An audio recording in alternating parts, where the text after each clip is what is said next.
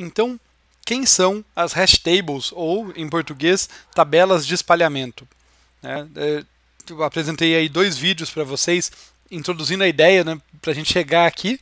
Elas vão ser essas estruturas, essa maneira de implementar tabelas de símbolos, estruturas de dados que permitem isso, que são uma versão mais sofisticada da ideia que a gente acabou de abordar de um vetor diretamente indexado pelas chaves, que tem o diferencial de não precisar ocupar espaço proporcional ao número de possibilidades da chave, ao universo de possibilidades da chave, mas sim proporcional ao número de elementos, que é o que em geral a gente espera, né? Se eu tenho 10 elementos, eu espero ocupar alguma coisa próxima de 10 unidades de memória ali.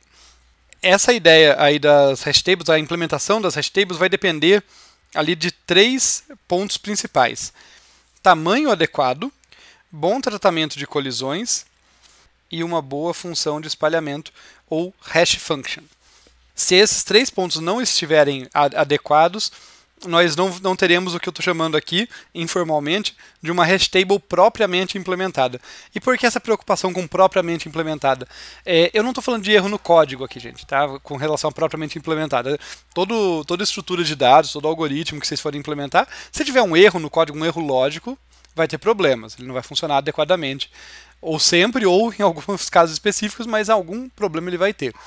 O que eu estou falando aqui é que o bom funcionamento, a eficiência das hash tables vai depender de boas escolhas de design aqui nesses 3 quesitos: tamanho adequado, bom tratamento de colisões e boa função de espalhamento. Senão, ela pode estar logicamente correta, mas ela não vai ser eficiente. É isso que eu quero destacar para vocês. E começando aqui a citar sobre as funções de espalhamento, vale destacar que elas são um recurso computacional aí, né, como uma função, ela vem da matemática, tá? Uma função, funções de espalhamento são estudadas na matemática, mas são muito úteis na computação, e elas têm utilidade em diversos contextos. Para citar 2 aqui, eu vou falar da verificação de integridade de dados e validação de identificadores. Primeiro, falar desse último, que é uma curiosidade que eu achei interessante. Em geral, vocês já devem ter visto em um monte de identificadores de números, normalmente, que vocês têm como identificador, seu RG, seu CPF, até sua conta do banco, eles têm um dígito de verificação. Aquele dígito de verificação é computado com uma hash function, com uma função de espalhamento. A ideia é que aquela função de espalhamento pega o número da sua conta, o número do seu CPF, do seu RG, o que for, e pega aquele número grandão e devolve um número ou 2 ali, 1 ou 2 dígitos. Por exemplo, CPF são 2 dígitos. E ela faz isso embaralhando, né, espalhando bem esses números, de modo que o número que vai sair ali, o número entre 0 e 99 que vai sair, ele tem uma chance muito grande de ser qualquer uma dessas possibilidades. De modo que se você estiver tentando inventar um CPF na hora ali, e inventar os dígitos, você vai ter apenas uma chance em 100 de fraudar adequadamente o sistema, fraudar com sucesso o sistema, porque dado que você inventou uma sequência de números, dos números principais, digamos assim, você vai ter apenas uma chance em 100 de que a função de espalhamento levaria aqueles números para o dígito que você escolheu, para os 2 dígitos no caso, né? Por isso uma chance em 100. Então, permite validar ali se o identificador foi construído adequadamente. De modo semelhante, usando essa mesma ideia, a gente consegue trabalhar com integridade de dados. Por exemplo, dados transmitidos pela internet. Já pararam para pensar que qualquer oscilaçãozinha, qualquer campo magnético, estava quente, estava frio, tal, seja no Wi-Fi, seja no cabeamento, um bit que veio errado, você pode ter um programa que deveria funcionar e ele para de funcionar? A verdade é que a gente não confia diretamente nos dados que chegam para a gente pela internet. Cada pacote que chega, ele chega com uma sequência de validação que foi computada usando uma hash function, e daí, se algum bit foi modificado dentro do pacote transmitido, o que acontece é que não vai bater, tá, os dígitos de verificação daquele pacote de dados com os dados que chegaram, porque houve alguma corrupção.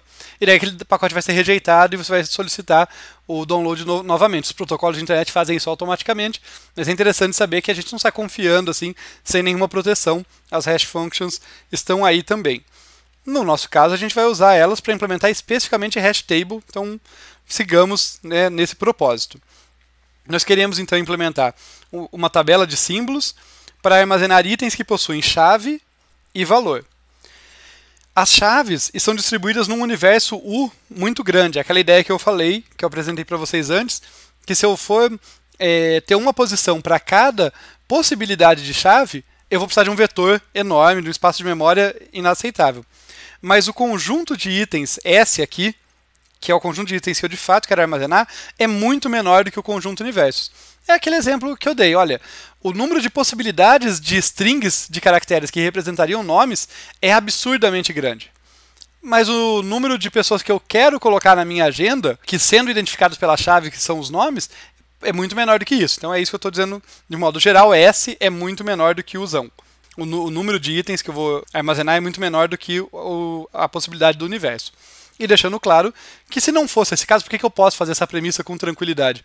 Porque se não fosse esse o caso, se o S fosse próximo de U, quer dizer que eu meio que vou ser obrigado a usar o espaço de memória para indexar cada chave num lugar diferente, porque o número de chaves é praticamente o tamanho do universo. Daí cai no caso de usar a ideia anterior de um vetor indexado por chaves diretamente e boa, né? Daí eu não tenho como fugir, como economizar a memória.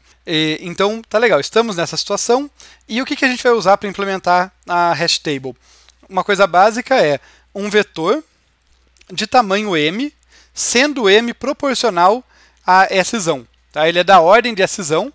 Ele pode ser, em geral, ele é um pouco maior, mas não necessariamente, mas ele não pode ser muito diferente, escalas de grandeza diferentes do szão. Tanto porque, por um lado, ele desperdiçaria a memória, por outro lado, ficaria ineficiente. Tem a ver com o que eu falei anteriormente do tamanho da hash tables ter que ser adequado.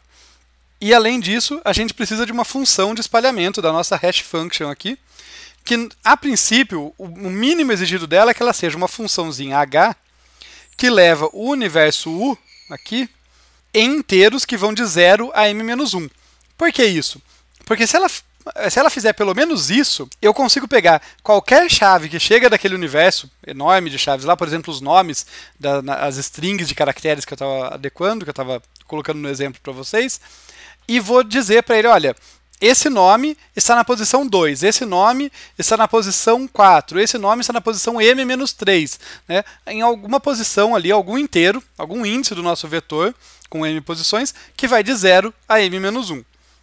Então eu preciso alocar, eu preciso de uma função que faça esse mapeamento, é isso que a função de espalhamento faz. A princípio ela tem outras propriedades desejáveis, mas a princípio ela faz o mapeamento entre a chave original e onde o cara vai ser alocado no vetor. Antes da gente prosseguir para o lado positivo, digamos assim, né, para tudo que a hash table faz de bom e como implementar propriamente para que essas qualidades sejam alcançáveis, vamos destacar algumas limitações das hash tables, porque né, não existe almoço grátis. Alguma coisa a gente vai ter que ceder aqui. Ela não vai superar os outros métodos que a gente estudou em tudo, por exemplo. Então, algumas limitações são: é fácil implementar uma função de espalhamento problemática. O desejável, como o nome sugere, é que a função de espalhamento espalhe bem os dados. Tá? Que os dados caiam quase com probabilidade, quase de forma aleatorizada, entre todos os locais possíveis ali, entre as m posições possíveis do nosso vetor. Mas é fácil você fazer uma função, uma hash function ali que acaba não sendo adequada nesse sentido e pode formar clusters de dados e isso causa problemas. A gente vai ver mais detalhes depois. Além disso, por melhor que seja a função de espalhamento, a hash table não tem boa garantia de eficiência no pior caso, porque sempre podem existir conjuntos de dados patológicos. Para entender melhor isso, pensem que por mais que eu faça minha hash function muito louca lá, ela pega uma chave, ela vira a chave do avesso para determinar qual lugar que o elemento, que aquele item deve ser alocado, eu estou numa situação que, por definição, eu tenho um conjunto usão ali que tem muitas chaves possíveis e essas chaves estão sendo mapeadas para apenas m valores, m posições. Então, eu tenho sempre essa razão, norma de usão, ali, o tamanho de usão dividido por m chaves indexadas a cada posição, em média. Então, ainda que a minha hash function não faça clusterização, ela espalhe bem os elementos ali pelas várias posições possíveis, e se o meu conjunto de dados, como eu falei ali, for patológico e todas as minhas S-chaves caírem na mesma posição que eu quero indexar. Num vetor indexado diretamente, isso não tem como ocorrer, a menos que eu tivesse repetição de chaves. Mas aqui, ainda que eu não tenha repetição de chaves, não tenha chaves repetidas, eu posso ter todos os meus S elementos caindo numa mesma posição, isso vai me dar problema. Isso é inevitável. O interessante é que na prática a gente consegue se implementar propriamente a tabela de espalhamento, a função de espalhamento em particular, a gente consegue evitar isso. Mas, teoricamente, sempre pode ter um conjunto de dados patológico. Então, é bom saber disso, é bom saber dessa limitação aí que pode dar azar. É raro, se for bem feito, mas pode dar azar. E, além disso, ao contrário das outras implementações para tabelas de símbolos, que mantém os dados ordenados, as hash tables não o fazem. Elas, justamente por usar uma hash function, elas deixam as coisas bem espalhadas.